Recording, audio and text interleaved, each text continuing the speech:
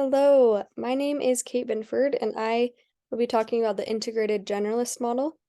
And I chose to talk about this because it discusses having a more general approach to social work and integrating the three different areas of focus rather than specializing in one particular one.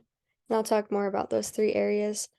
But I chose this because I was recently talking to my mom about what specialty I'd want to go into. And this seemed interesting that I wouldn't have to choose just one. So I wanted to look more into that. And I found a TED Talk that talked about specializing and how that doesn't always lead to more career success later on. The generalist model. This is from the textbook. It says it's a professional desire to unify the three social work methods, casework, group work, and community organization, precipitated the research for common base of practice. So it's combining all three types of social work methods to have a more holistic view and approach to helping clients. The generalist approach to social work practice is oriented toward finding solutions to problems and challenges. And to do this, social workers that are generalist present issues rather than a particular method. And that's what directs generalist practice activities. So they are basically master problem solvers, as it says on this slide. And that's their main focus. So in the TED Talk, the man who gave the presentation, his name was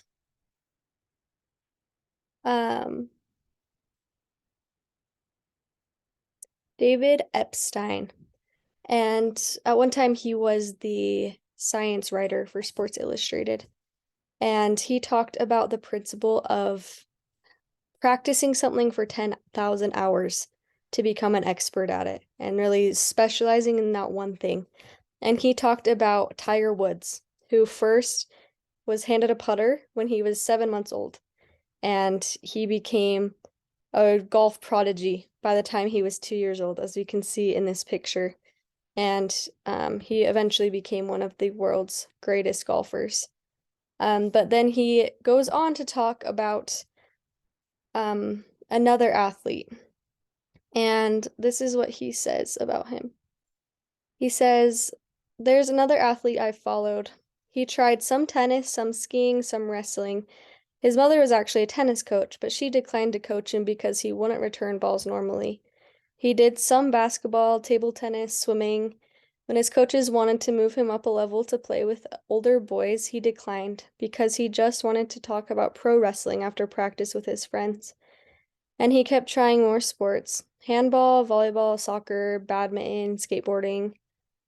So who is this dabbler? This is Roger Federer. Every bit as famous as an adult Tiger Woods. Yet even tennis enthusiasts don't usually know anything about his developmental story." And I just found this really interesting of a comparison showing that some of the time that 10,000 hour principle doesn't have to apply for us to be successful. Tiger Woods, he chose a specialty when he was 2 years old and he worked countless hours to get to where he is today. And Roger Federer, he took a more broad approach and tried many different avenues of athletics and sports and tried tennis later in his 20s, and he still became one of the best tennis players in the world. And so I just thought that was an interesting concept to think about relating to the generalist model of social work. This quote came from the TED Talk as well. It says, "For a healthy ecosystem, we need both birds and frogs. Frogs are down in the mud, seeing all the granular details. The birds are soaring up above, not seeing those details, but integrating the knowledge of the frogs. And we need both. The problem is that we're telling everyone to become frogs. And I think in a wicked world, that's increasingly short-sighted." I think that is very insightful when it relates to a generalist approach to social work, because there are many different avenues to become very specialized in social work, like doing marriage and family therapy and hospital social work and all those different specialties. But this quote is saying we also need the generalist social workers that have a more holistic view, and we can learn from each other and create one big picture altogether. So why generalist social work and not specific social work? What's the advantage to doing that? From the textbook, it talks about how some may argue that the effectiveness of the specialized methods, casework, group work, and community organization is lost in a generic orientation.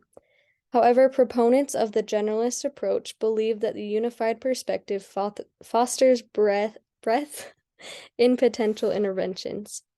So that's just saying, like, a lot of the time people think that when you're not being very focused on one thing, then the effectiveness of it is lost. But they go on to say that as generalists, social workers possess an integrated view of the interaction between people and resources within networks of relationships that make up human environment. So the mere fact that generalists do have a more broad view help them to know how to help clients in a better way in some cases because they know the resources that that they have access to. The code of ethics that applies related to generalist social work was the part that talked about helping the value of the client. And it says social workers seek to enhance clients' capability and opportunity to change and to address their own needs. Social workers are cognizant of their dual responsibility to clients and to the broader society. They seek to resolve conflicts between clients' interests and the broad society's interests in a socially responsible manner, consistent with the values, ethical principles, and ethical standards of the profession. And it was cool because I was able to find this part from the textbook that applied pretty well, related to the socialist model, where it talked about how social workers seek solutions in many different social structures, at many different levels. So at the individual level, the family, the group, organizational, community, and society as a whole. So just as like this code of ethics is saying that they try to improve broader society, and their interests as they help individuals to improve as well.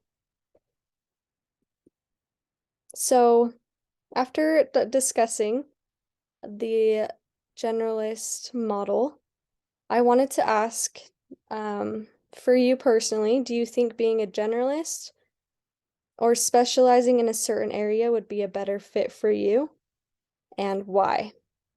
And as I was learning about this, it talked about how usually entering into the social work career, that is when you start off being more generalist, and then you get more of a feel for the different specialties. So I think for me, I would personally really like doing generalist social work, just to kind of get a feel for all the different areas that I could work in and get a lot more experience, and also just be able to help people in a holistic way.